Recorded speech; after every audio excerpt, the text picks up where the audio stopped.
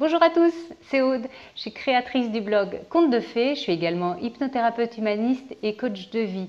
Alors pour moi, les trois choses essentielles, les trois grands piliers dans ma vie sont l'esprit, bien entendu, être bien dans sa tête, dans un corps, avoir un corps en bonne santé, lui donner de bonnes choses à manger et vivant sur Terre parce que la Terre est un endroit qui me semble à protéger et à respecter. Alors aujourd'hui, dans cette vidéo, je voulais aborder avec vous simplement les livres qui me semblent importants à lire ou pas, si vous en avez envie, sur le minimalisme. Parfois, on me demande oui, mais qu'est-ce que tu as lu? Comment tu as fait pour en arriver là? Alors, j'ai lu beaucoup de choses, j'ai fait beaucoup de recherches. Et j'ai sélectionné quelques livres qui me semblent les plus importants, les plus représentatifs, si vous aussi, vous avez envie de vous lancer là-dedans et que vous avez envie de découvrir ça par la lecture. Alors, le premier livre que je vous conseille, c'est L'art de la simplicité de Dominique Laureau.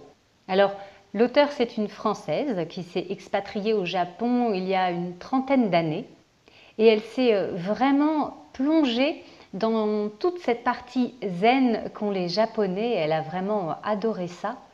Et elle a écrit naturellement plusieurs livres sur le sujet, dont L'art de la simplicité.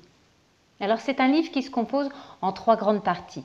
La première partie, l'auteur va parler plus de ce qu'est le matérialisme et du minimalisme. Pourquoi se séparer de certains objets? Bonne question. Quels sont les avantages du minimalisme? Enfin voilà, elle va aborder pas mal de questions qu'on peut se poser par rapport à ces thèmes-là dans la première partie. Dans la deuxième partie, elle va parler de prendre soin de son corps. Alors prendre soin de son corps, ça passe par pas mal de choses. Ça passe par comment bien se nourrir déjà, qu'est-ce qu'on va lui donner à manger, quel carburant, quelle alimentation. Ça passe aussi par la beauté, par prendre soin de son corps. Et dans la troisième partie, c'est le mental qui est à l'honneur, avec par exemple la méditation, avec comment faire le tri dans ses relations, avec certaines qui sont peut-être toxiques, tout simplement. Voilà, c'est plutôt l'esprit qui est abordé dans le troisième chapitre du livre. Alors c'est un livre qui me semble assez complet. Dominique Laureau, elle aborde pas mal de sujets différents autour du thème qui est le minimalisme. Elle aborde par exemple la notion du temps, que notre temps est hyper précieux et qu'il faut en prendre soin, qu'il faut avoir envie de faire et de passer du temps à faire des choses que l'on aime. Alors, le deuxième livre que je vous conseille, eh bien, c'est L'art de l'essentiel, encore, de Dominique Laureau. Ouais. Alors, d'où son nom, L'art de l'essentiel, il va à l'essentiel, il va vraiment là se concentrer sur le minimalisme et sur l'art de se désencombrer, de retirer des objets de sa maison par exemple. Dans la première partie, elle va parler du bénéfice du désencombrement, que ce soit dans son intérieur, dans son mental, parce que quand on fait le ménage chez soi, on fait le ménage aussi là-dedans, dans notre vie, dans notre quotidien. Donc vraiment, quels sont les bienfaits du désencombrement dans sa vie. Dans la seconde partie, c'est la préparation au désencombrement. Comment vous allez vous préparer à désencombrer chez vous? Donc c'est toutes les prises de conscience. Pourquoi garder tel ou tel objet? Quel lien affectif on entretient avec tel ou tel objet? Est-ce que c'est quelque chose de positif ou au contraire quelque chose de négatif? Donc c'est tous ces questionnements qui sont abordés dans la partie numéro 2. Et dans la dernière partie, eh ben, on passe à l'action. C'est la partie du désencombrement avec tous les trucs et les astuces, pièce par pièce, comment vous allez pouvoir procéder pour désencombrer chez vous, pour retirer un maximum de choses. Et puis aussi des astuces pour ne pas réencombrer. Parce que le but, c'est de désencombrer, ok, mais c'est surtout pas de réacheter plein de choses et de recommencer un an après, hein, ça n'aurait pas trop de sens. Donc, c'est d'éviter de remettre pas mal de choses chez soi. Donc, il y a des conseils aussi qu'elle présente dans cette dernière partie. Alors, c'est un livre, un très bon ouvrage que je vous conseille. Il est plutôt pratique, il est aussi bien écrit et léger. C'est un très bon livre. Troisième livre que je vous conseille aujourd'hui dans cette vidéo, c'est le livre dont on entend beaucoup parler quand même en ce moment. C'est La magie du rangement de Marie Kondo.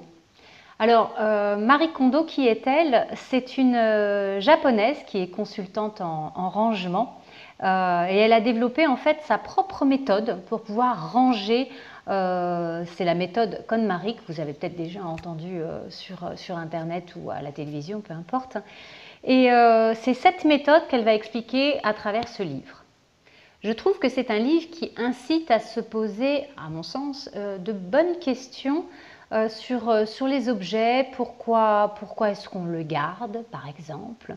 Est-ce que c'est positif? Est-ce que c'est négatif? Quel lien on a avec tel ou tel objet qu'on a dans son intérieur? Et la plupart, en fait, vous verrez, quand on passe devant, on n'y fait même plus attention consciemment. Tout ça est inconscient, mais ça a une grande importance si l'objet que vous gardez chez vous a un impact positif ou négatif, s'il appartenait à votre grand-mère, à quelqu'un de décédé, à quelqu'un que vous n'aimiez pas, en fait, tout compte fait. Voilà, donc ça permet de se poser de bonnes questions. Après, il y a des choses qui sont, à mon sens, bonnes à prendre et d'autres plutôt à laisser. Elle considère que quand on fait le tri, par exemple, chez soi, le désencombrement, il faut tout faire d'un coup, on désencombre toute la maison. Alors ça peut être une possibilité si vous en avez envie.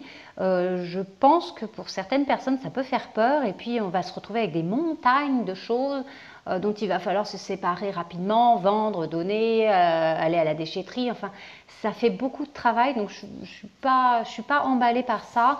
La partie où elle dit qu'il faut tout jeter, on prend tout chez soi, tout ce qui ne sert pas et hop, à la poubelle. Alors là, moi, ça passe pas, hein, c'est pas possible. On peut donner, on peut recycler, on peut trouver plein de choses pour justement éviter de jeter et que ça se retrouve dans les océans.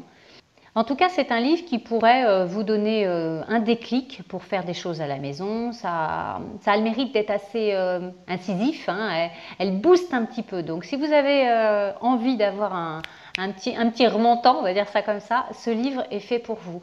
Après, moi, je n'utilise pas vraiment sa méthode chez moi parce que, par exemple, pour le pliage des vêtements, comme j'ai diminué ma garde-robe, j'ai pas besoin de tout plier pour gagner de la place. Hein. J'ai 3, 4, 5 t-shirts, ben, je peux faire une pile avec les 3 ou 4 et 5 t-shirts, ça n'a pas de problème. Le quatrième livre que je vais mettre à l'honneur aujourd'hui, c'est le livre de Francine G, Le bonheur est dans le peu. Francine G est coach en désencombrement et elle habite aux États-Unis. Elle a une grande notoriété là-bas et petit à petit, elle arrive en France. Alors, dans son livre, la première partie, c'est plutôt la philosophie du minimalisme, comme elle le voit, qui est abordée. Dans la seconde partie, elle va parler de sa propre méthode de désencombrement qu'elle a mis au point, qu'elle appelle Streamline. Peut-être que vous en avez déjà entendu parler. La troisième partie, eh bien, c'est plutôt pièce par pièce, dans votre maison, comment vous allez procéder, qu'est-ce que vous allez pouvoir faire. Et enfin, dans la quatrième partie, c'est plus sa vision du concept de minimalisme, sa propre vision, une partie plus personnelle, comment elle voit les choses. Alors c'est un très bon livre, je pense. Si vous avez envie de vous lancer dans le désencombrement et que vous ne savez peut-être pas non plus comment commencer, ça peut être une bonne solution de prendre cet ouvrage. J'espère que vous avez aimé cette vidéo. Si c'est le cas, pensez au petit pouce. Vous pouvez me laisser aussi des commentaires en bas si vous avez d'autres ouvrages à me conseiller. Vous trouverez également les liens pour pouvoir aller voir sur les sites si vous ne l'avez pas. Je vous encourage à les trouver d'occasion sur des sites comme Le Bon Coin par exemple, ou sinon de les acheter neufs ou de vous les faire prêter, pourquoi pas. Et puis on se retrouve très bientôt pour d'autres vidéos.